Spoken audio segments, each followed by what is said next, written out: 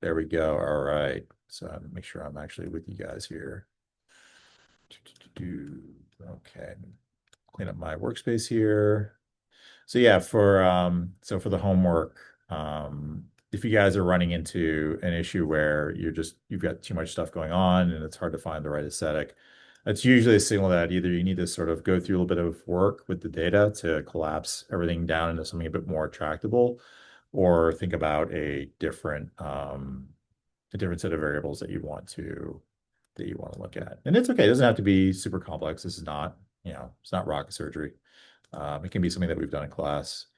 Really just want to, get you guys used to doing these kinds of things on your own. So let's go ahead and tack in here. I'm gonna go ahead and pull up. All right, good. Okay, so where were we? We're in week one. Again, just to sort of recap some of the stuff that we've done. Um, we've done we've kind of learned how to set up our environment, bring in some data, take that data, maybe do some do some minor data transformations like a mutate, but really kind of get a handle on what it is that we're looking at. So, when we get our data, going through inspecting, what exactly it is that we're looking at, so we can go cigarettes SW, right? And understand that, okay, so I've got 48 states from 1985 and 1995, so I should have 96 observations, which is, I believe, what we have here. Can I bring this down a little bit? Yep, so I got 96 observations. And then going in and trying to say something about the data by creating a visualization. And we can do that one of a couple ways. We can use some filterings, right? To drill down into a specific feature of the data that we see after we've done some plotting. So here we did a filter by year. Here we did a filter by a select number of states. Um, Here we sort of clean things up a little bit with a mutate to make the numbers a little bit more readable and a little bit more kind of understandable by taking that population and dividing it by 1 million. And then, once we go through all of our kind of initial work that we've done up front to really get our heads wrapped around what exactly this data is, going ahead and plotting it in a way that is informative for our viewers. So doing things like adding axes labels, adding a title, adding a caption, showing where the data comes from. All of these kind of give a really good sense of, not just what is it that we're looking at, but where did it come from? Building that reputation, building that rapport with our audience, and really earning that trust. So that way, when we present our work, really what we want to do is we want to try to answer, as many of the um, objecting questions that we may run into as we present this stuff. So, um, you know, if you just threw up, let's say, see if I just threw that up, right? And you show that to, let's say you're giving a presentation, nobody would really sort of have much of an understanding of what's going on with this chart. This is be pretty confusing. There's no information about what it's really showing, where did the data come from, what any of these numbers mean, um, and right out of the gate, rather than discussing sort of what your analysis is, what the key takeaway of your data is, you're now wasting time, right? I mean, you only have so much time when you give a presentation. You're not really wasting time on discussing things that really should be sort of obvious to the audience. And so we kind of do that work for them by just some real simple stuff, by just adding in, right, a title, axis labels, and some source attribution. That make sense? Good, good. Yeah, and we can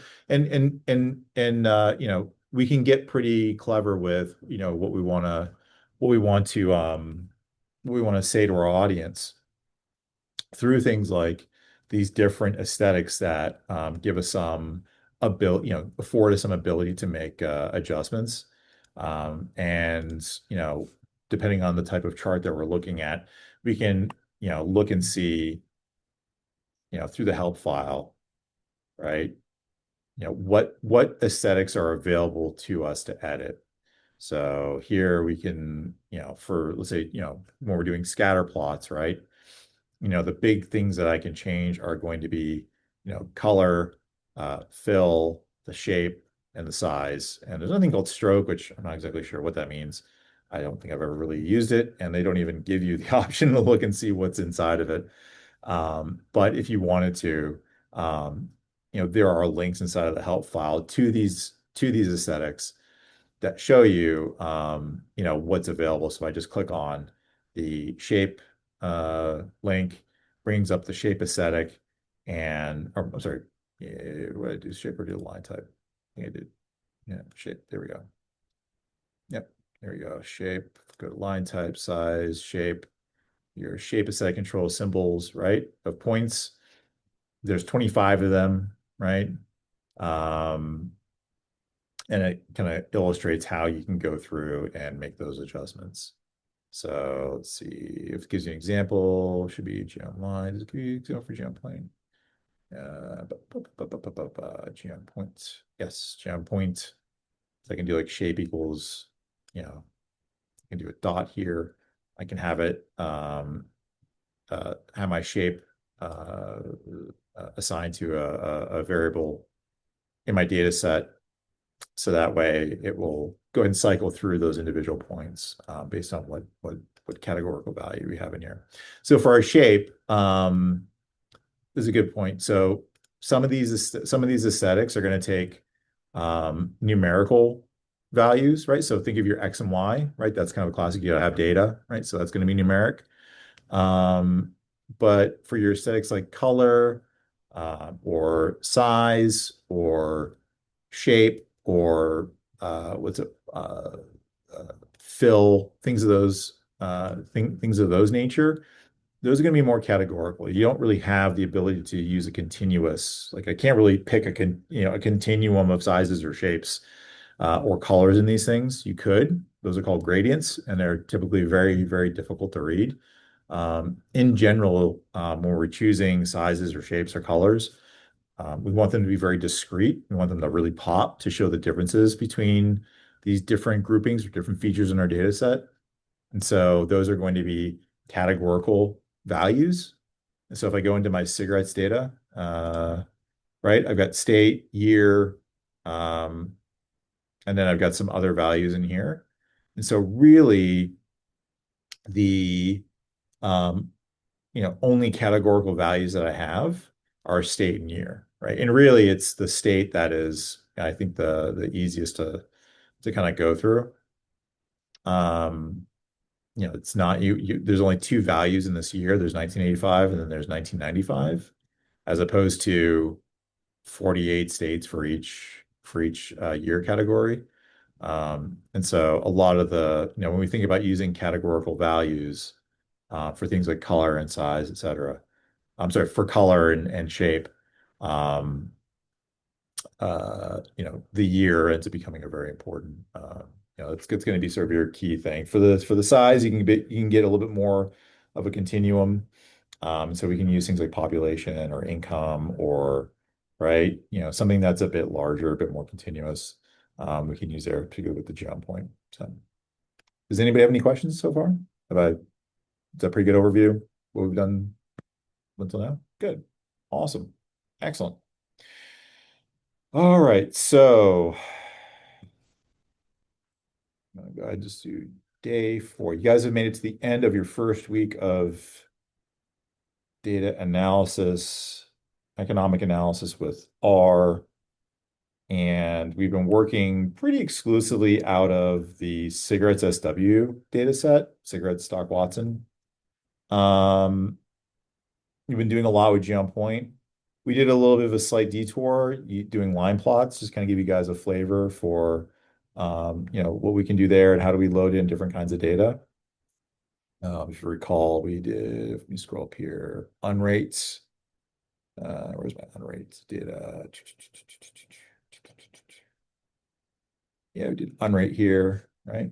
And we loaded these in here with the unemployment rate. We did a real simple kind of a line plot. Um,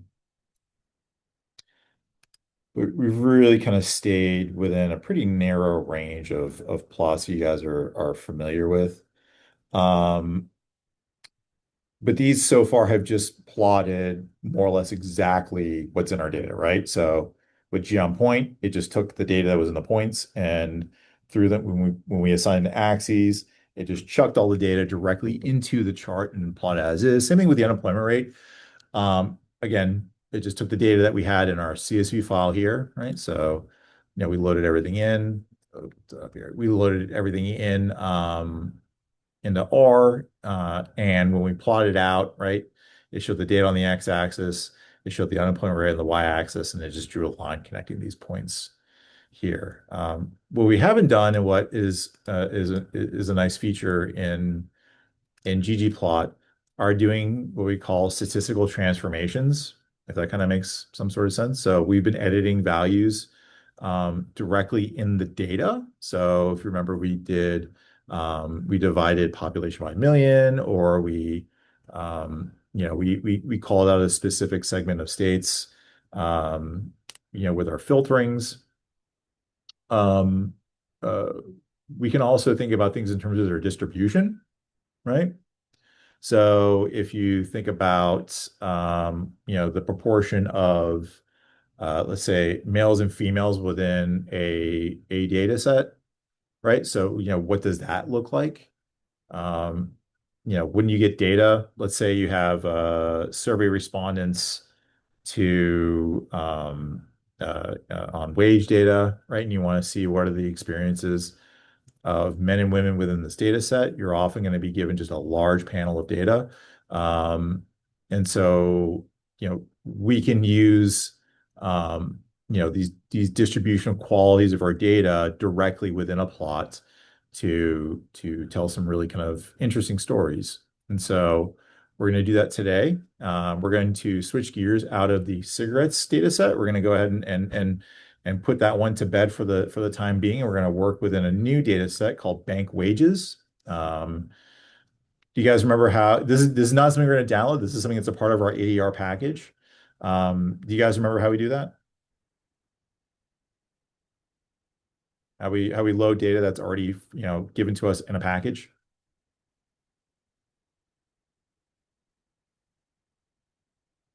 Am I going to read CSV, or am I going to use the data command?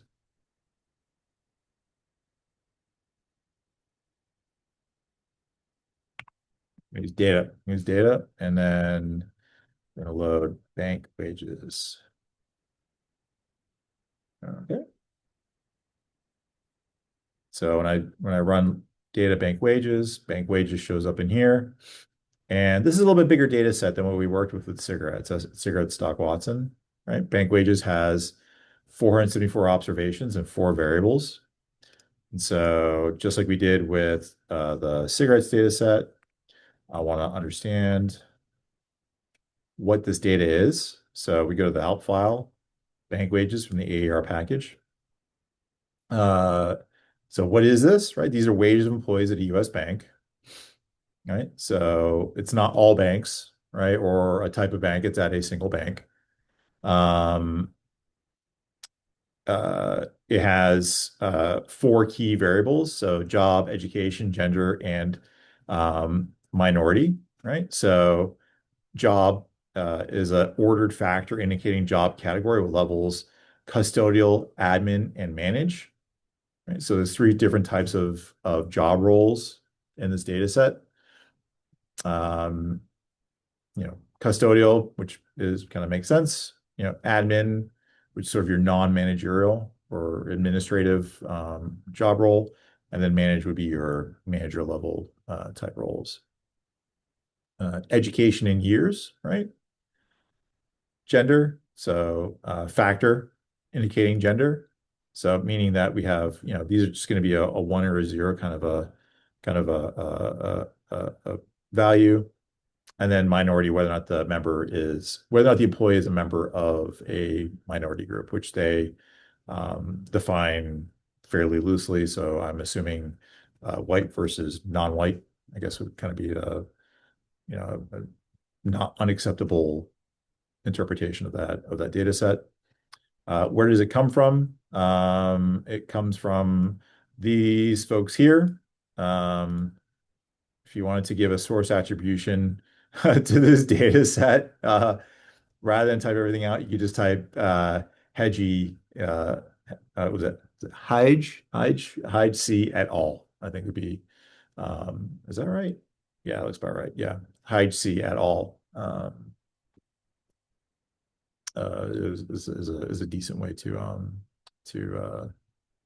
to attribute that. So, and last but not least, I'm going to go and clean up my data here a little bit up top, so we're not juggling a million different windows.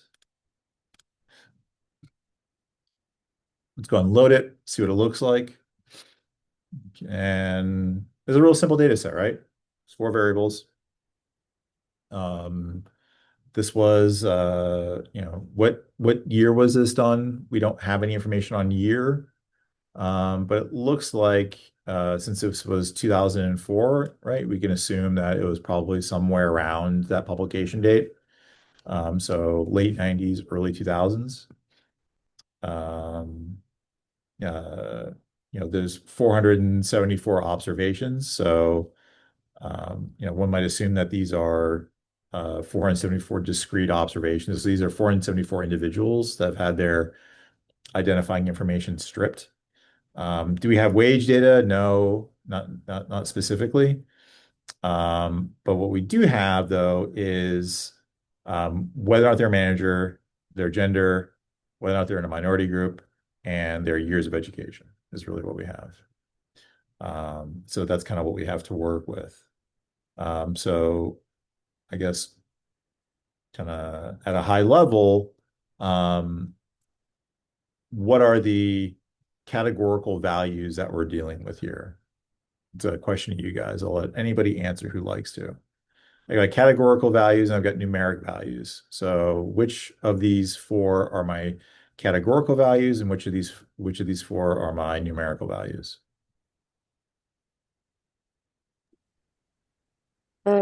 Gender is categorical. Yep.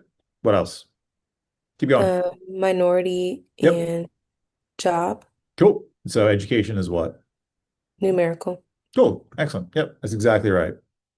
Um, so when we're thinking about what can I do with this data, right? If I have to make a transformation of some kind, if I need to make an adjustment, um, really it's, this education. If we want to think about like, what can I do math with on this? I can do math with education. I can't really do math on the other ones. The other ones are going to be more distributional in nature as opposed to numerical. So that's the data we're working with today. Um, so when we did scatter plots, right? What were scatter plots really good at showing us? Scatter plots are really good at showing us the relationships between variables, right? I've got two independent variables, um, and there may be some relationship between the two. And by plotting them on their own axes, I can see what that relationship looks like. So if you recall, we did, I think it uh, uh, was it population size and then the total state taxes, right? And we saw that direct linear relationship. The excise tax is collected versus the number of packs sold, and we added some dates for color, and we saw those different groupings kind of really pop out. Scatter plots are really great when you want to show relationships between variables. Those are really, really good. But when you want to show distributional qualities of the data, right? So what proportion of the data is comprised of one factor or another, we're really going to be dealing with histograms. Histograms are what we call bar plots or column plots. Those are all kind of synonymous with one another. And so I can show you that right now. Maybe bank wages. I'll pipe it into your ggplot, right? I'm going to add a new aesthetic called geom_bar, right? So let's go ahead and open up the help file on geom_bar.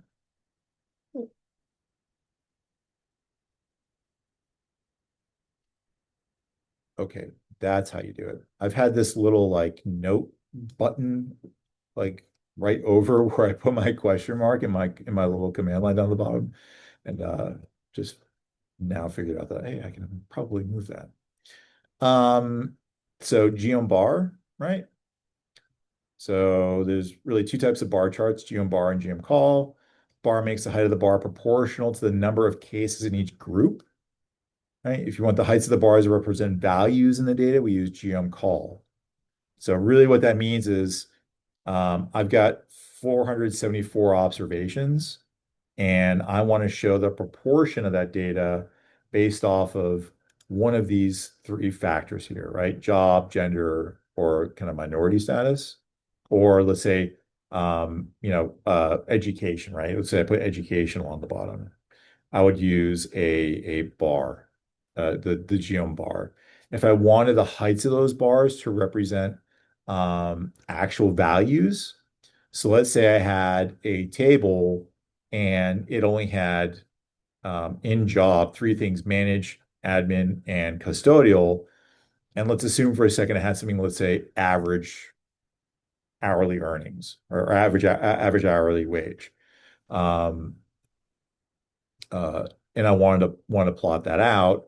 I would use the geom_col because I would want the heights of those bars, right, to represent the wage that each of those categories was associated with. But for right now, let's say I want to understand the proportion of our data, so the proportion of these 474 observations. Um, you know, what's the proportion, what's the breakdown of male and female in this data set, right? So these are all coming from a survey that was conducted inside of a US bank, and they recorded years of education, their gender, and whether or not they're as part of a minority group. And at a first glance, I just want to understand what the proportion is male to female. The way I would do that is using, because we're looking at proportions, right? I would use geom_bar, and I would create an aesthetic. And I'm going to assign, with the bar plot, do my categories go on the x-axis or the y-axis? Typically go along the x-axis, so I can show these things side by side. So I'm going to do x equals gender.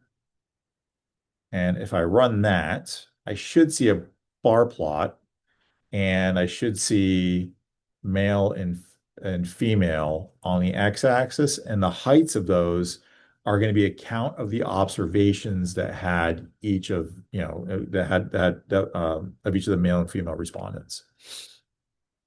And to kind of go deeper into detail, which one's going to come first? So factor with two levels, male and female. So looks like male is assigned 1 and female is assigned 2. So male should come first and then female should come second in the order. We can flip that if you want to. That's just how they have this set up in this particular data set. There's no real rhyme or reason. So that's what I get.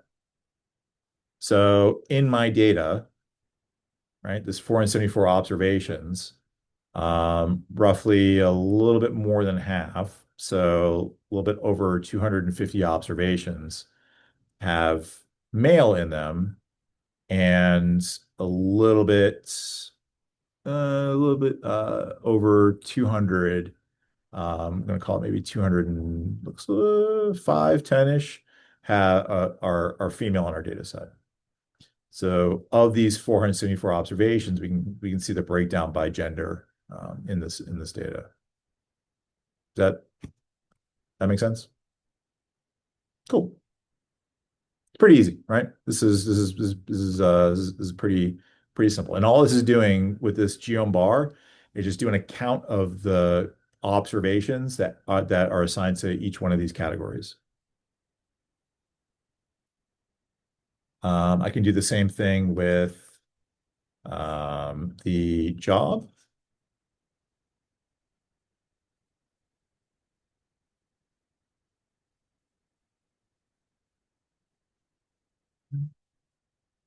So if I wanted to do the job category, what would I put in for my my x-axis?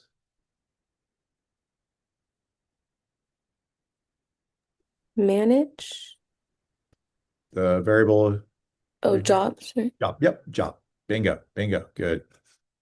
So if I did that, right, I would expect to see the breakdown, the job count of the number of custodial, administrative, and then managerial jobs, right? So what do we find? Most of the jobs in this data set, the overwhelming majority of them are administrative, right? Some of kind of what you'd expect in a typical company. You know, less so are the managerial, and even less so are the custodial. Again, notice how when we look at our data up here, right? If I just do a little drop down on the bank wages, the ordered factor with three levels: custodial, administrative, and manage. So custodial comes first, administrative comes next, and managerial comes last. Um, this is cool. This is nice. Um, but what if I wanted to um, do something a little bit different? What if instead um, I wanted to understand what the male and female breakdown of this data set is, right? Of these job roles by their gender, right? Now there's a layer of complication, right? Now we're getting a little bit fancy. If I were to do that in Excel, right? If you just kind of think conceptually, like how would I do that? Um, how would I want to show a plot like this, but with the proportion of male and female gender types inside of this data? Can you kind of take a guess?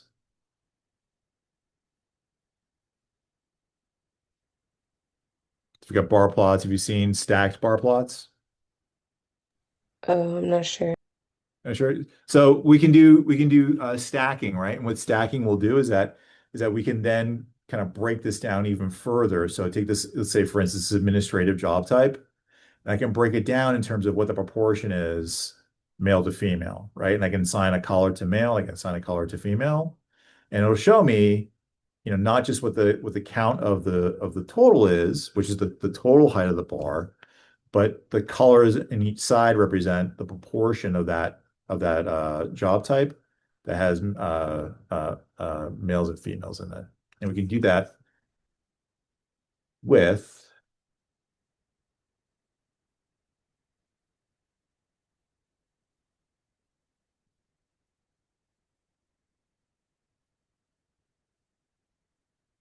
x equals job.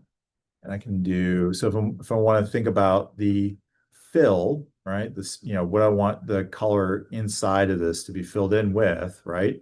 I want that to be dependent on what's in this gender, right? This gender variable that we have. So I can just assign fill equals gender, right? And if I do that, I did my job right, I got a stacked bar plot, right? So the overall data is the same, right? I'm going to hit the back button here real quick, right? The heights are still the same, right? For each job type. What's different now is that they're now colored in based on if the count of males and females, right? Within this particular category, which is helpful, right? Which can be pretty helpful. Um, if we know that there were, if I go back to here, right? Right. The overall data said that there are more men than women working in this bank, right? Or rather, more males and females responded to um, this survey overall, right? But when I break it down by job type, right, kind of looks like it. There's is it evenly distributed throughout the job types? No, in fact, right, the custodial is overwhelmingly male.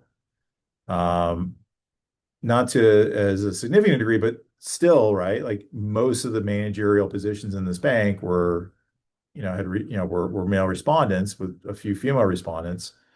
But when I go into the administrative roles, right, it's a bit more tilted. It looks, by my eyeballs, right? It looks like there might be a bit more or a few more um, females in this sample than males, right? So, by using this fill feature to do a stack plot, we can see now, oh, there's some little bit more interesting going on in this data. It's not just there's more men than women working in banks. Really it depends upon the job type. We can also look at this in terms of the overall proportion, right? So what does that mean? So I'm going to take this and I'm going to stretch it out in a scale from 0 to 1, right? So the actual, report the actual proportion.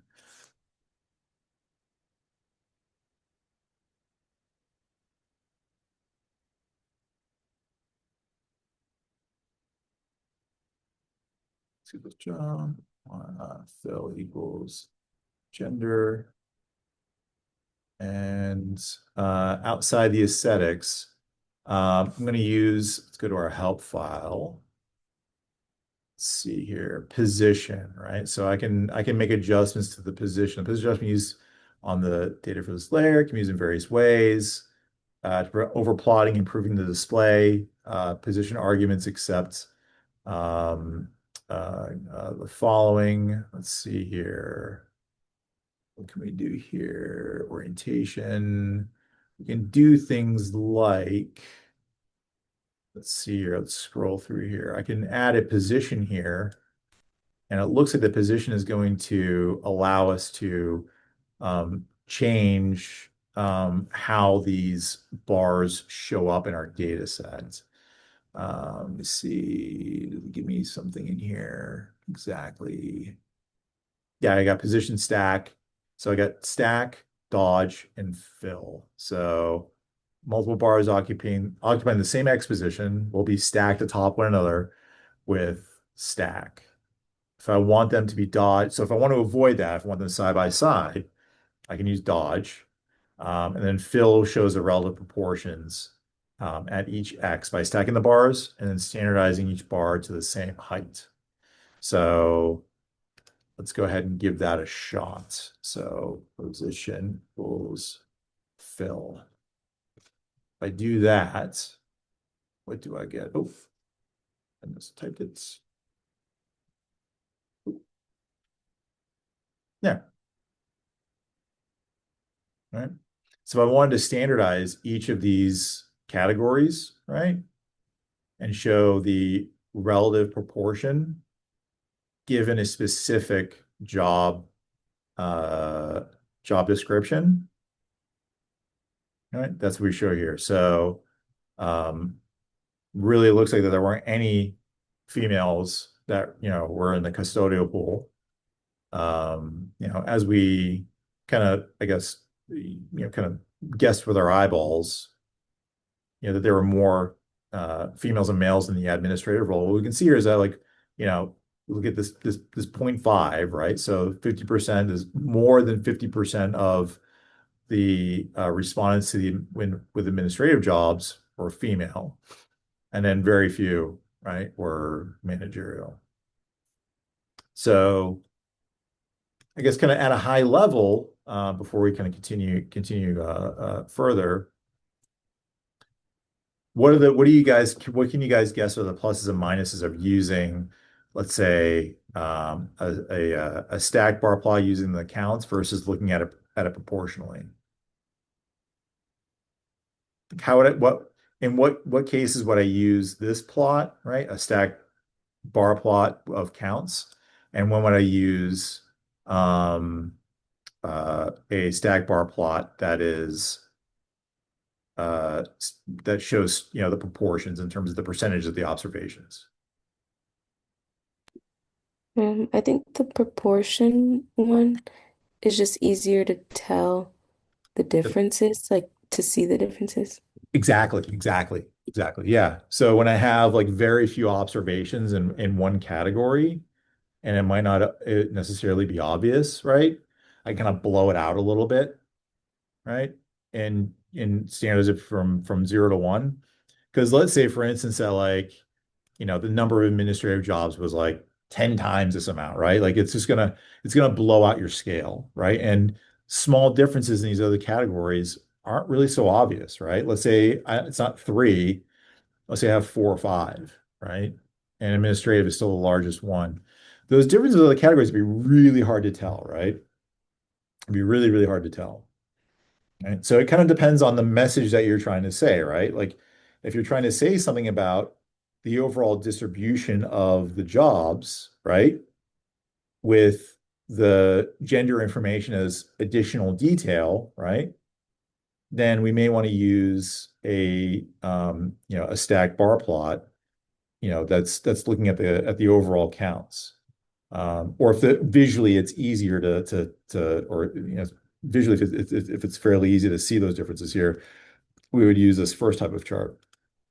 But if the differences are really drastic and it's really hard to tell visually, like it's very little information in there, then we could use the position equals fill to show each job by proportion, right? But the danger is, right, what does this implicitly do, right? When I show this chart, do I get a sense of how many jobs are in each category? Right? So implicitly, it treats each of these jobs as having the same weight, right? So just by looking at this chart, I would think, oh, there's the same number of custodial, administrative, and managerial jobs at this bank. In reality, that's not true, right? In reality, the vast majority of those jobs, right, are administrative. And so part of the care and part of the thoughtfulness that you guys, as the data analyst generating these charts needs to do is to think, okay, what is it that I'm trying to say, right? What is the message that I'm trying to get across? And am I able to get that across with the chart that I have in hand, or do I need to think about a different way to visualize it? Is it the distribution of jobs? Is it the distribution of genders in each job? Is it the distribution of gender? And that really just depends on the type of question that you're trying to answer. Um, and for grins, let's go ahead and take a look at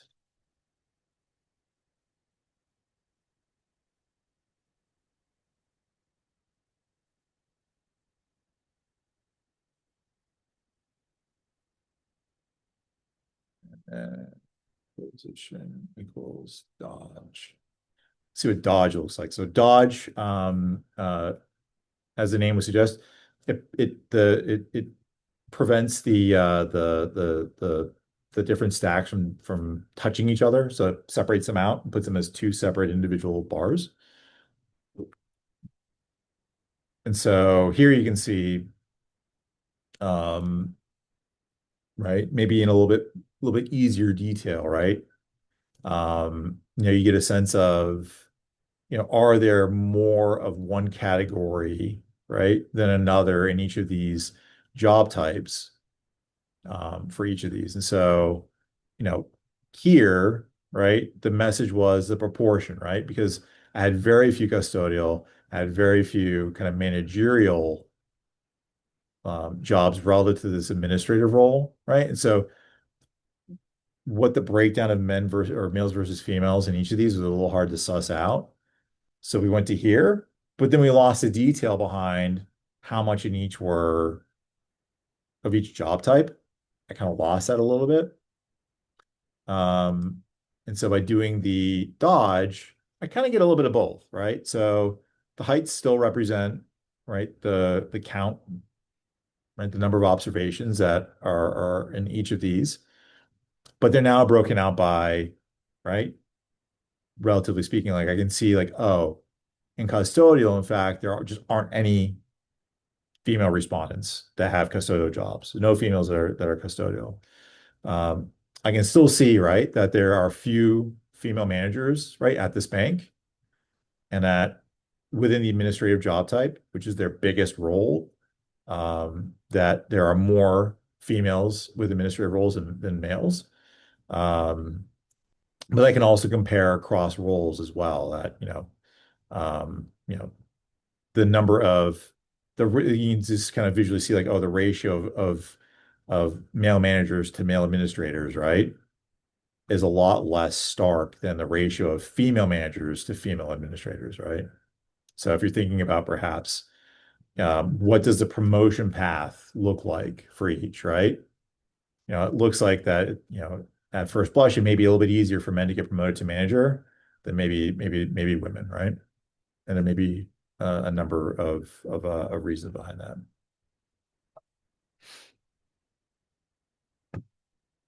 Does that make sense, guys? I'm going to pause here for a break. I hit you with a brand new plot, and I hit you with three kind of funky new little twists on that plot, in terms of how we want those bars to be stacked. Does that make sense? Do you have any questions around this? No? Cool. Awesome. Let's go and do a little breakout exercise. I'm going to give you guys a second to do this. What I want you to do is make a bar plots with bank,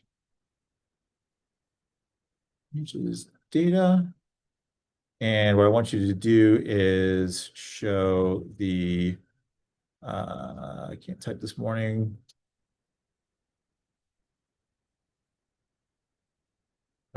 minority workers, and then show A, gonna make two bar plots. All right, show the share of minority workers by job type. Okay, so we're gonna this breakout exercise. We're gonna create two different plots. The first one is the overall distribution of minority workers. So in our data set, we're gonna be working with minority, right, where there's yes and no. And then the second plot I want is the share of minority workers by job type. All right, so very similar to what we've been doing here in our class. So I'll give you guys 11:05. Come back. Cool. All right, 11:05.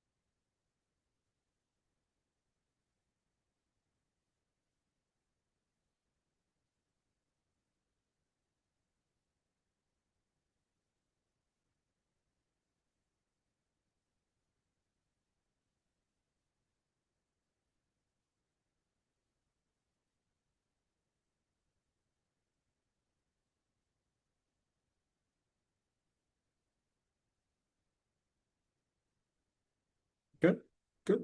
Cool. Let's get moving right along. So in here, in our first plot, what would I put as our X? Minority. Minority. And you probably get something that looks a bit like that. Is that right? Right. And then in here, if for X, I want to show minority. And Phil, what would I put? Actually, no. Is it job? I Sorry. did X as job Yep, job. and Phil as minority. And what did you do for a position to show those share back? Dodge. You did Dodge? Okay, cool. Hmm. Yep. So you got something that looks a little bit like that, right? Should be what you get. Yep. That's cool. Awesome. Easy peasy. It's bar plots. It's about as fun as it gets. Um, we also have, in addition to bar plots, so with bar plots, we get these categorical values across the bottom here, which is convenient, nice. And we also have histograms. And what histograms do is they bin the data into um, certain categories, right? And R kind of does that in the background for you, and then shows what the distribution of data looks like across those bins. And so if you notice in our data set here, we've got this education variable here, which is a numeric variable type. We can use the histogram type to bin these for us. By binning, I mean by aggregating them kind of for us into some sort of like a category, and then doing exactly what we do with geom_bar by showing the different counts. So can I give you an example? Let's go to wages, ggplots.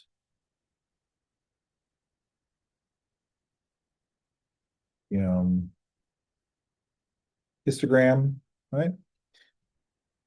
X equals education. And let's just show that. And so what I have here, right, is the year the count of respondents by year of education, right? So I've got a few people down here, which looks suspiciously a little low. If I look at the tick marks here, right, you can kind of sort of see, not really, that there's a little kind of a hash mark here, and then 10, a hash mark here, and 14. So it looks like we're going in increments of 2, right? So this looks like it'd be about 8, 10, 12, 14, 16, 18, and then 20, right? Up around here. So it looks like some people responded that they had 8 years of education, so they left school after the 8th grade. Big spike here, right? Around 12. So that's kind of where you'd expect most people to at least have minimum high school education. Uh, we've got a few people here that have some college, right? So, someone maybe went to community college, or they just did a couple years of education. Looks like we've got some here, 14. I'm gonna say this is like maybe a 15 and then a 16. So some people have either maybe finished early or got most of the way through a degree and then left. Um, uh, and then up around here are people that finished college, right? Or maybe went to some sort of like a graduate school, right? To get maybe they got their master's, or maybe this one there was like one guy looks like maybe has his PhD, right? But you'd expect, right, that there's going to be this sort of structural feature in the data that most people in the United States, especially by the time that this survey was done, would have completed at minimum a high school's level of education. Um, what if we wanted to break this out by job type, right? Does this make sense to use some sort of like stacking or side by side plots? It's kind of a lot, right? It's kind of an eye chart. It's a little bit hard to see what that looks like. Um, one thing we can do though is use what's called faceting. And so what faceting does is it actually creates separate plots based off of a category that we select. And so let's say I want to look at the distribution of years of education by that job role, right? I can do ggplot. Let's do big wages.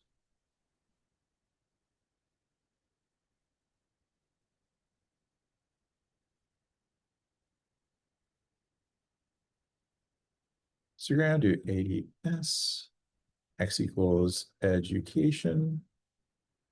And I want bin width equal to 1. So by manually selecting this bin width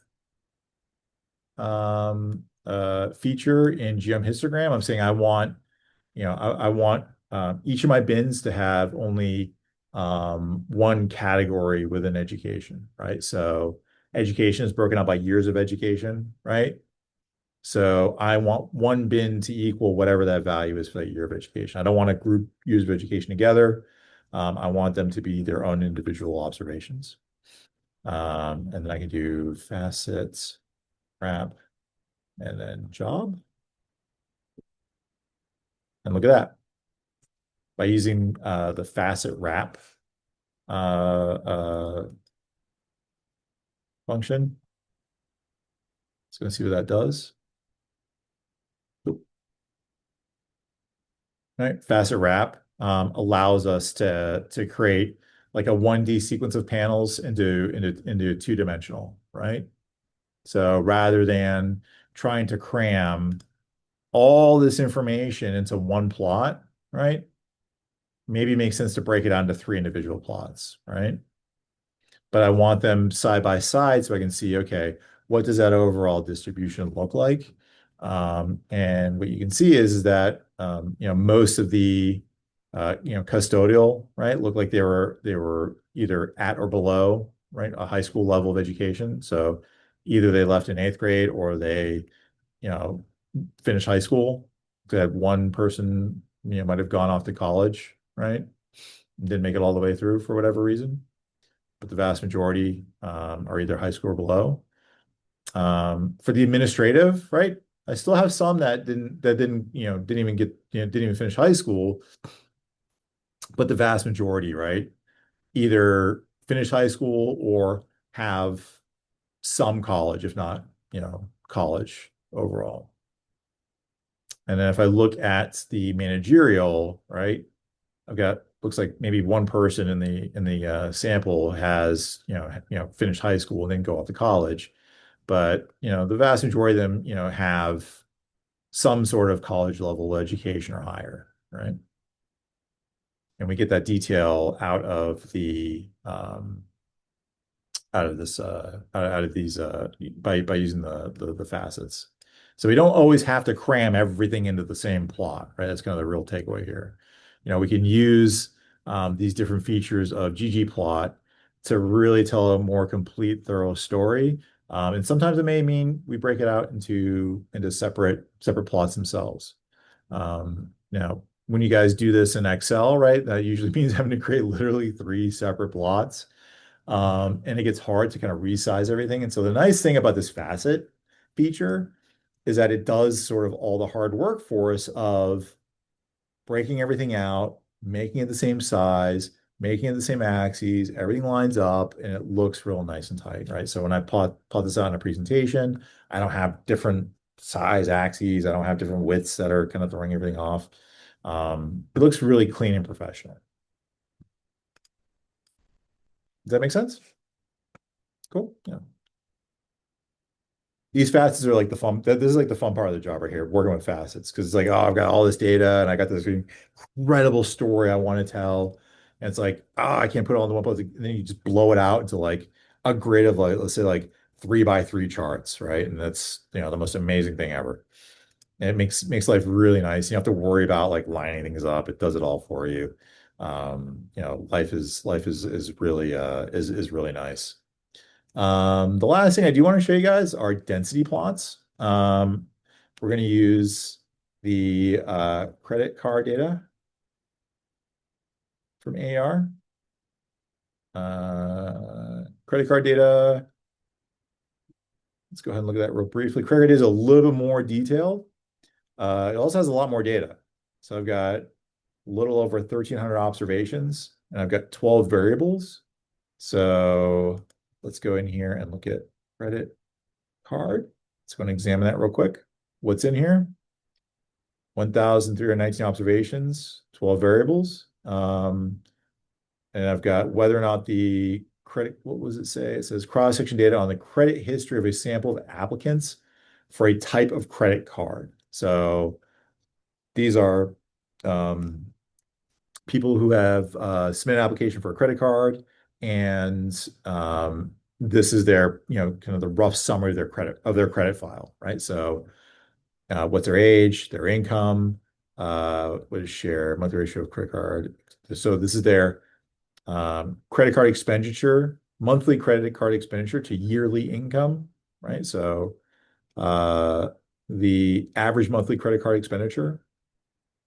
So if I wanted to, I could, oh, and we got income, yearly income, uh, expenditure, credit card expenditure. So what's different between these two numbers? So this one looks like it's in a whole number here. So this looks like for this first observation, this looks like it is about $124.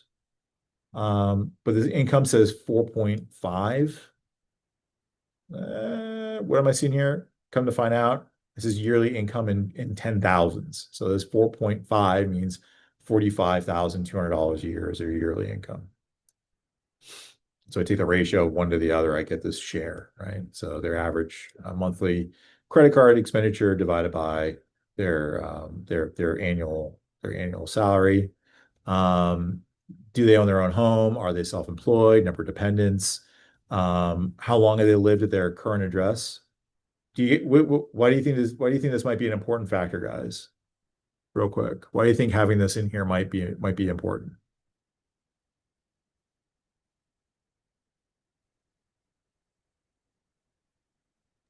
Because shorter months are not equal to the longer months in terms of like spending A or little like bit. So if you think about it, so if you go and buy a home, right? And let's say um, this is an aspirational purchase for you, right? You're buying a little bit more home than what you can afford, right?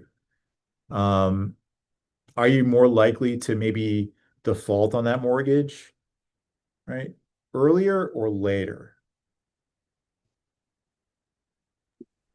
later. Well, think about that. So let's say it's aspirational, and then maybe you're buying it at maybe the peak of the market, right? And then the economy turns down, right? And you lose your job and you're not able to afford the mortgage payments and you have to walk away from the house, right? That's Hmm. typically something that happens very early on in the home ownership cycle, right? Or maybe you buy a little bit more than what you can afford and you just can't get your finances right, right? And so you never are able to kind of keep up with those mortgage payments. And so you end up defaulting on that mortgage pretty early. But you've been living in a home for, let's say, like 10 or 12 years, right? The chances of you defaulting on that mortgage are pretty low. Even if you go through like an economic downturn, the likelihood of that happening ends up becoming pretty low. Why? Because you've shown that, hey, I've been able to make these payments for the last 10 years. I'm a fairly stable individual, right? I've got a history of being able to live in this house, right? And so you're kind of showing to the credit agency that, I'm not as risky of an individual, right? As as someone who had just purchased a home. Someone just purchased a home, that's a massive expense that they're now incurring. It's going to take them a little while to kind of get their finances really straight and in order. Um, Same thing with this expenditure share. So if someone has a high share of credit card expenditures relative to their income, do you think it makes them more risky or less risky? If they have a what? So if someone has a high share of credit card expenses every month relative to how much money they make, does that make them a high risk or a low credit risk? High risk. That's right. Yeah. If you're paying a ton of money on your credit cards, right? You're just charging everything left and right, maybe living beyond your means. That can make you, potentially a credit risk. So this month's here. What if, let's take a look at here. So I've got some no's. So I'm not a homeowner, but I've been living in the same place for 54 months versus 7 months, right? Um, Perhaps here that this is something they've been renting, and so they're living at this place for 7 months versus 54 months. Even though they don't own their own home, they're renting, right? Same kind of principle applies, right? You've got a history of making payments to your landlord, right? Um, that's another demonstration that, am I going to be able to continue making my rent payments? Probably. Like I've been doing this for some time. I'm a stable individual, right? And when you're applying for a credit card, that's what the credit card companies are trying to do. They're trying to figure out, are you a good credit? Are you someone we want to, give money to? Are you going to pay it back?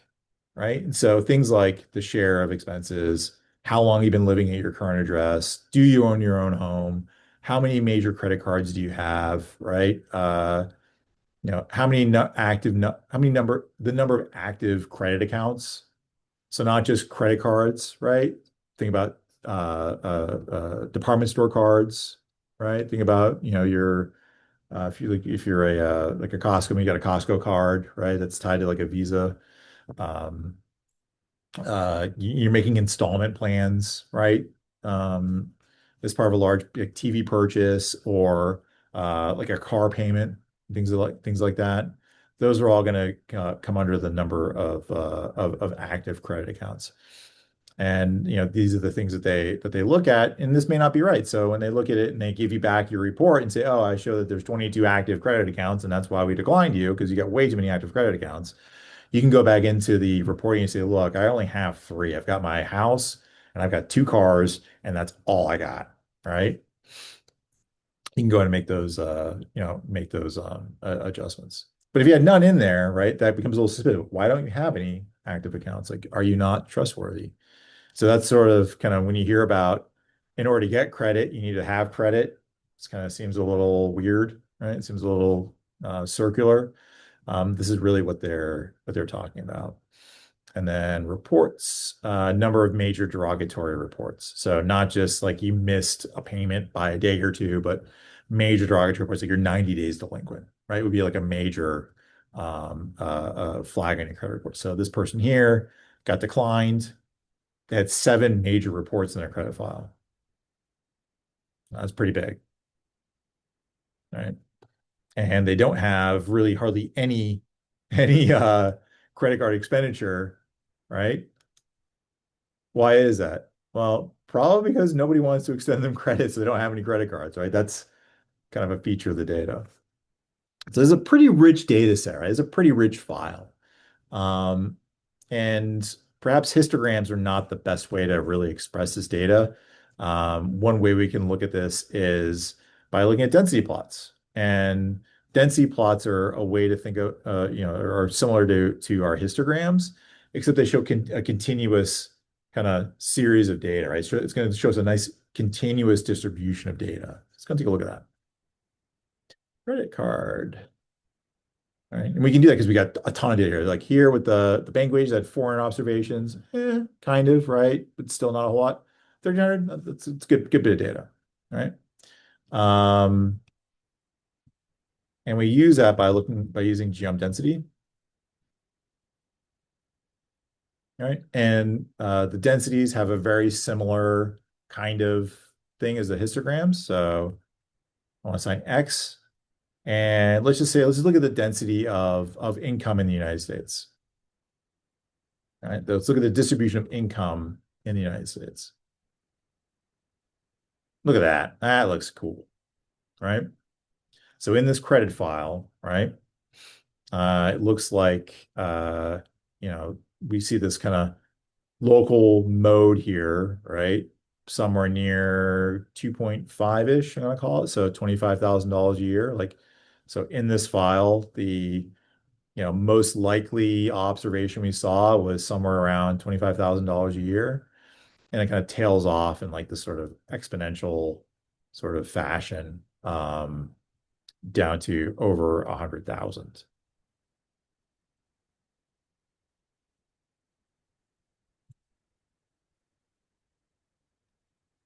And we can do just like we did with the histograms. Remember how we showed the stacking, or we showed the kind of the difference in proportions?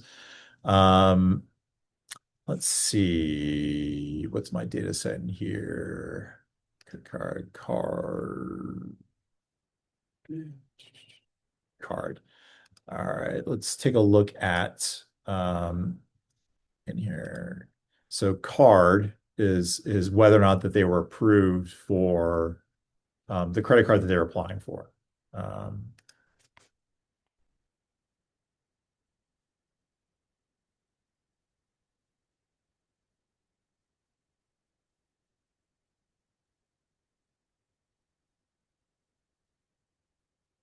and so I want the color to change by card, and that card is gonna be a yes or no. So I'm only gonna so when I plot this, I should see two different distributions with two different colors.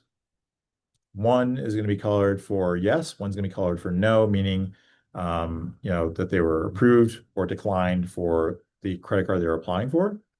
And it should show them on the same plot. So if I do that, ta-da, this is what I get. So red, the red line is no, and I'll call this teal line is yes.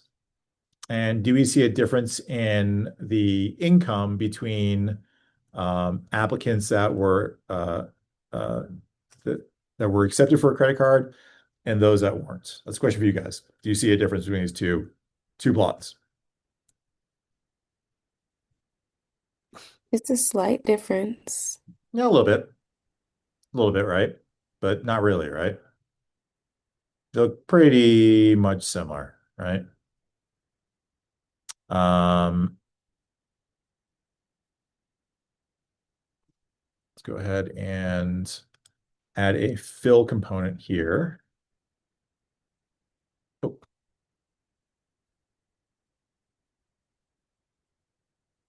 do that.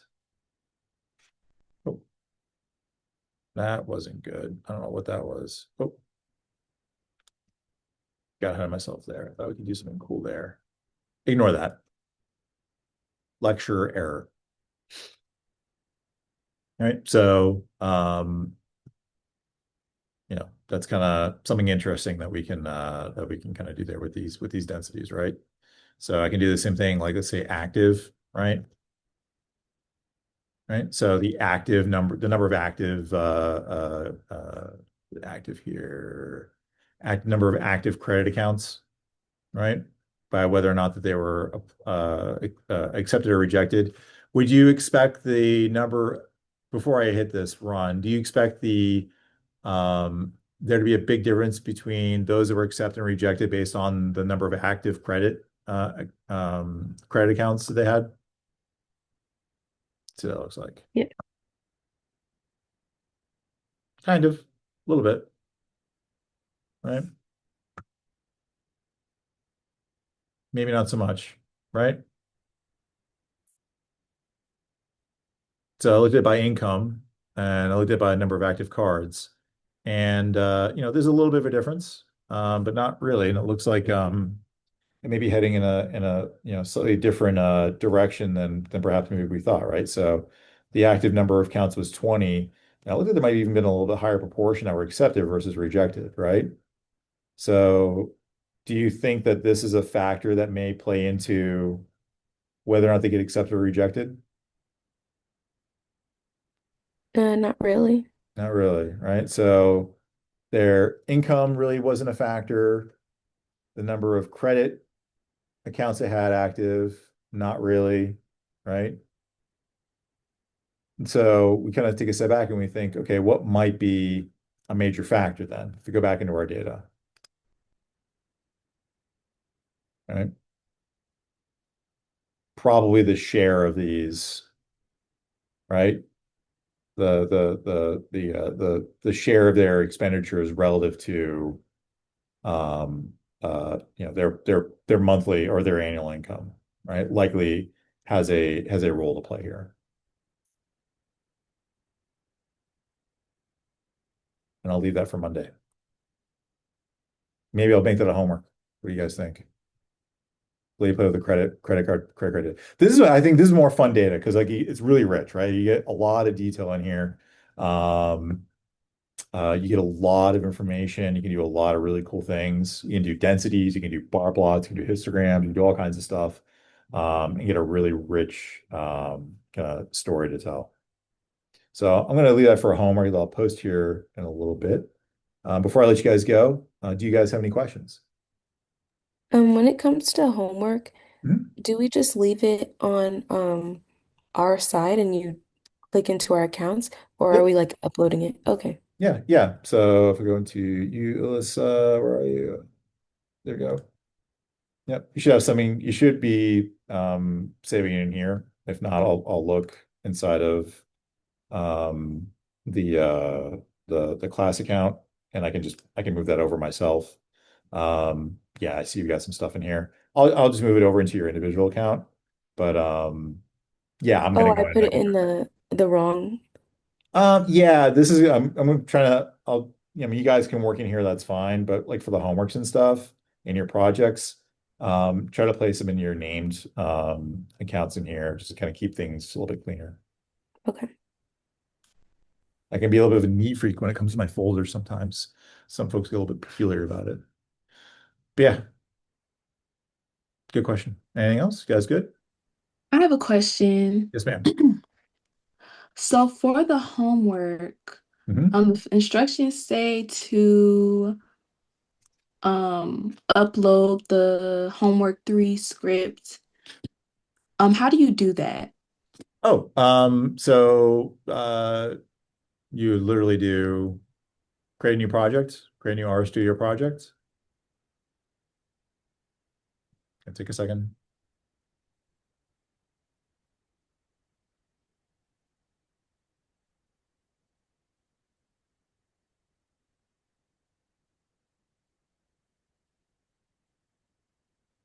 That was a little, I realized now that was probably a little unclear. So you're just going to create a new project, call it homework 3, right? Create a new R script,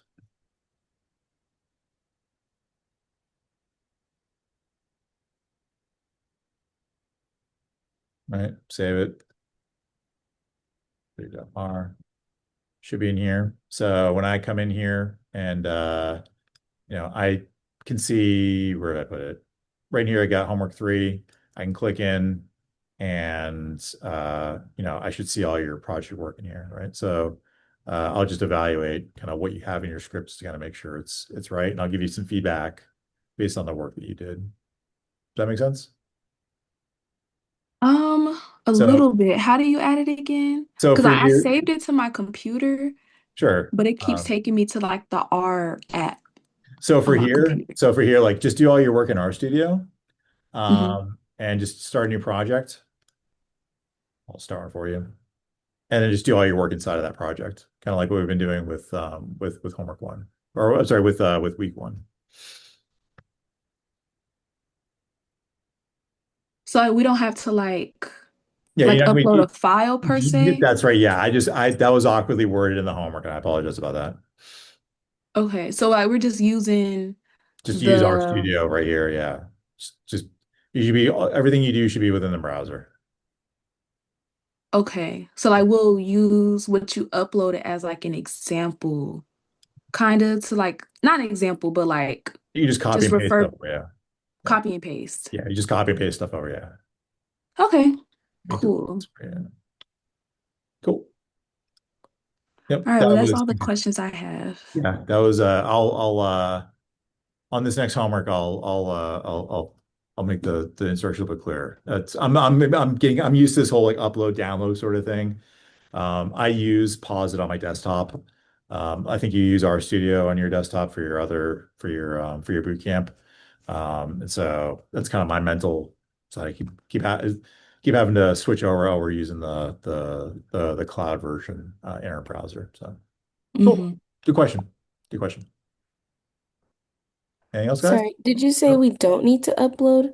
data because That's I right. Yeah. uploaded. Yeah, you can just put, yeah, just in your named directory, just start a project, call it whatever the homework is that we're working in there, and then once you launch that, create a new R script and just do all your work in that R script and save it. And I'll go through and I'll take a look at what you guys have.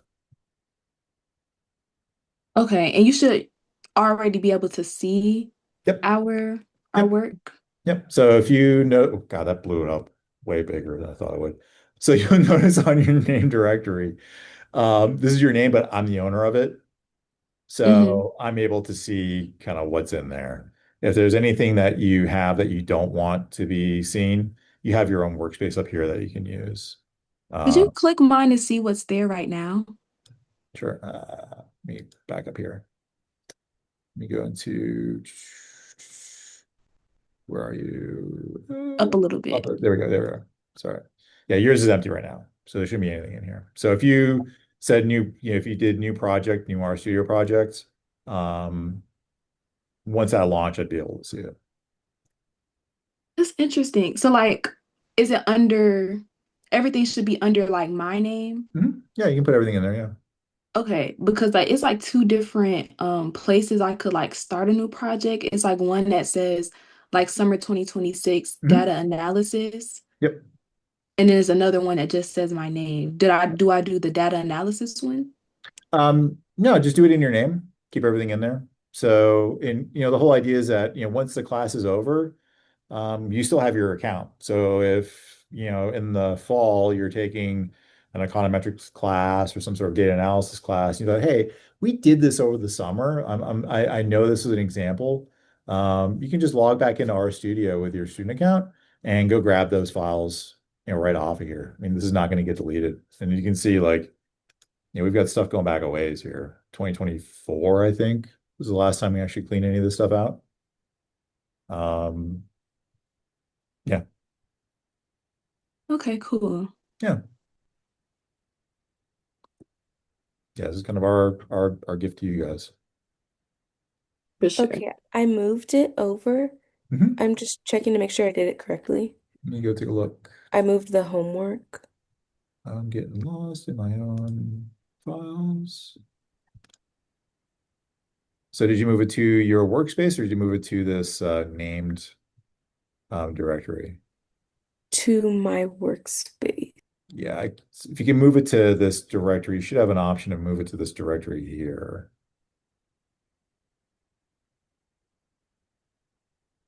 Because the workspaces I can't see. Oh, I'm confused on how to get there. Let me look. Let me see if I can do one as an example. Six. I do one. Oh, sorry, sorry, Johnny. I'm going to use this as an example. Gonna move. Where's my move? Move, and I'm gonna move this to Johnny. Click OK. So that should have moved into. Now I got homework 3 in there. So if you see this little, looks like a little hand cart kind of symbol, that should allow you to move um, into a new directory. And if it doesn't, I can go ahead and do that for you. So in your workspace, you should have the ability to move it somewhere else. The only option it has for me is the summer 2026 or my workspace. Oh, really? Okay. Move it back to summer 2026 and I'll move it over to your workspace for you. Okay, thank you. Yeah.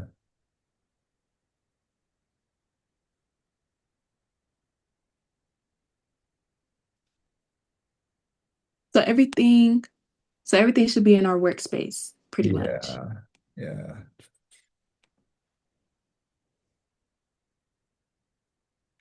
So if you go into your workspace now, you should see that here. Members data. Oh, bounce members. So, oh, did I not add a member? Oh no, I mean, to add you guys in here. My mistake. Add member. Uh, And no, it's like an autocomplete for me. Never mind. I'll go ahead and after class, I'll add you guys into your, yeah, that might be helpful to have you guys as members of your own named folders. It's probably why you're having as much problems as you are. That was my oversight. Sorry about that, guys. You're Uh, all good. yeah, and if you're still having problems, you can just dump it into the summer 2026 directory. That's fine, and I'll move it for you, and we can work on getting that all set up. Okay, cool. Cool. Yeah. Sorry, last question. Yes, I ma'am. moved my homework Mhm. into summer 2026, but now I Mhm. don't see it anymore. Yep, I moved it into this workspace that you don't have Oh, okay. access to, so I'm going to move it back out. Okay. Yeah, Thank that you. was this is hilarious. This is absolutely tragic. There's my summer 26 there we go. Okay. Now you should see it back in your the summer 2026 directory. Okay, thank you. You're welcome. Awesome, guys. Thank you. Have a good Thank you much. day. Thank you. Yeah, Have a good rest of your day. and you guys have a great weekend. I see you Monday at 8 a.m. So I'll send out a new invite on that. Okay. Okay, Okay, cool. thank you, you too. Awesome. Hey guys.